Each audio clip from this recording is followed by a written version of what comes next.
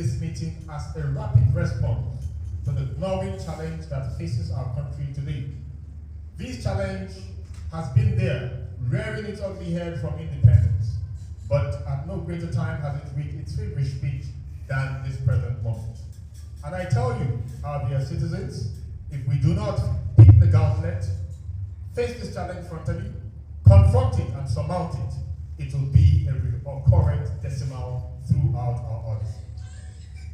Over time, as a nation, leader after leader have shied away from tackling the base problems of our country, beginning from our foray after independence. But at the dawn of this administration, President Bola Ahmed Tinubu, whom I will tag a man with the audacity of courage, took the bold step to take certain decisions, make certain reforms that have bitter-biting effects, but of course will have long-term positive effects on our country. It is the resultant effect of these policies that we are seeing today. But what should we do? Just like the waves of the sea, the crest of the trawls, should we be consumed by its turbulence, or should we ride on the crest of the waves to attain or to maximize the whole opportunities inherent? Youth of our dear country, the task is on us to partner with the federal government, and not just the federal government, but also the state government and all of the stakeholders, to ensure that we move Nigeria forward. Before I leave here, I'd like our minds to reflect to nations that have developed. Where did they come from?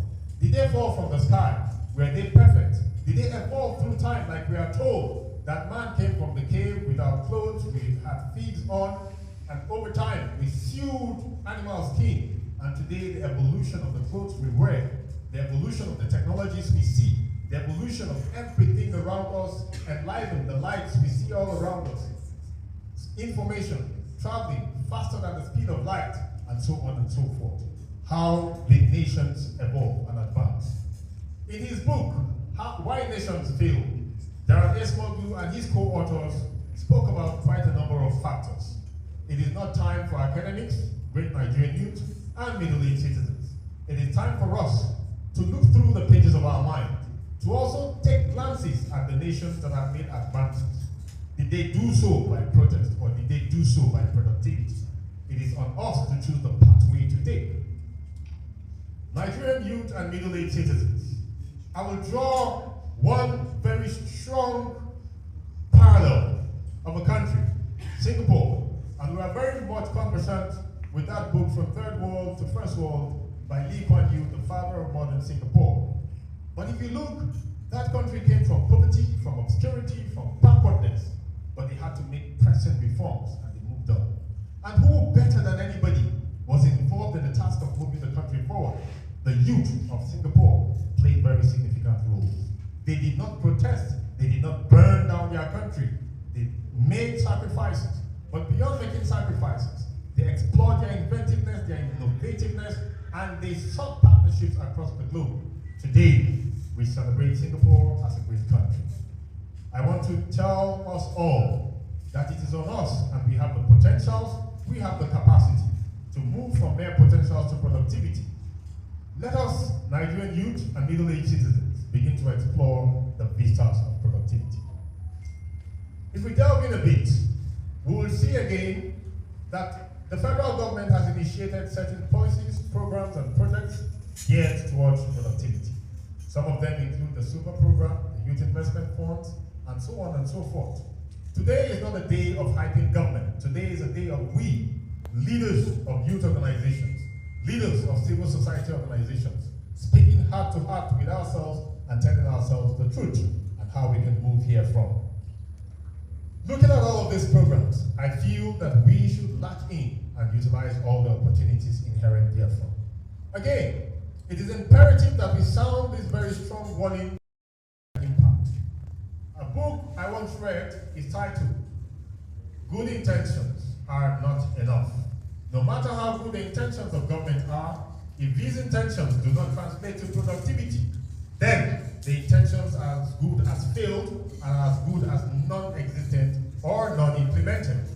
We therefore use this medium to call on President Bola Ahmed President Tinubu to ensure that all of the ministers of his cabinet, all of the departments and agencies are properly synergized to partner with youth organizations, with civil society organizations, and to ensure that every bit of Nigeria's money spent on intervention programs are geared towards productivity and not just for political settlements. Again, may we use this medium to call on Mr. President. Nigerian youth and middle-aged citizens are not lazy bunch. We want to be productive. We want to produce what we consume, from our food, to our gadgets, to everything around us. We want to produce. We want to ensure that there is a balance of trade. Mr. President should ensure that these programs, policies, and projects of government are not left in isolation, but these ministers who are in charge, the departments and the agencies in charge, should also work in synergy with youth groups, with the civil society organizations, to see how we can gear up productivity.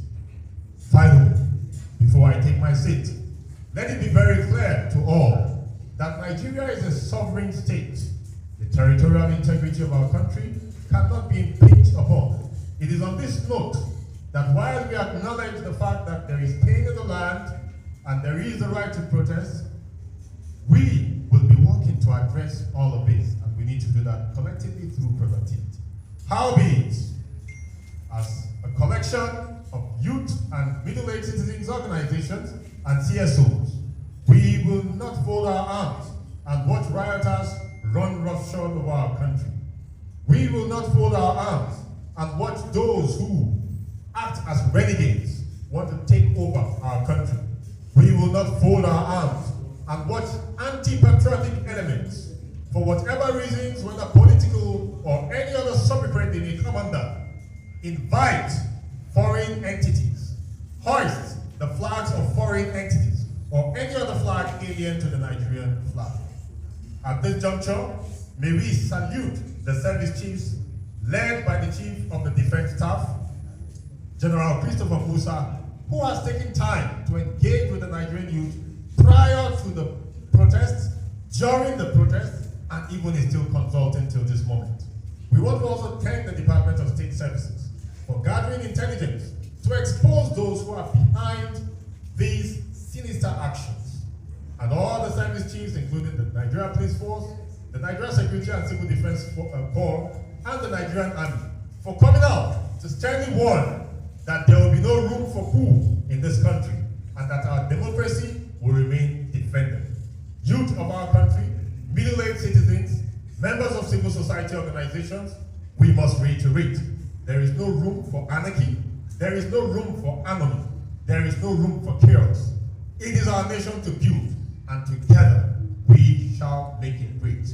As we embark on these deliberations, I invite you all, leaders who have taken your time and sacrificed, paying your airfares and land fare tickets to be here, please bring forth your best innovative ideas, bring forth your best solutions, and let us together work to move Nigeria from protest to productivity.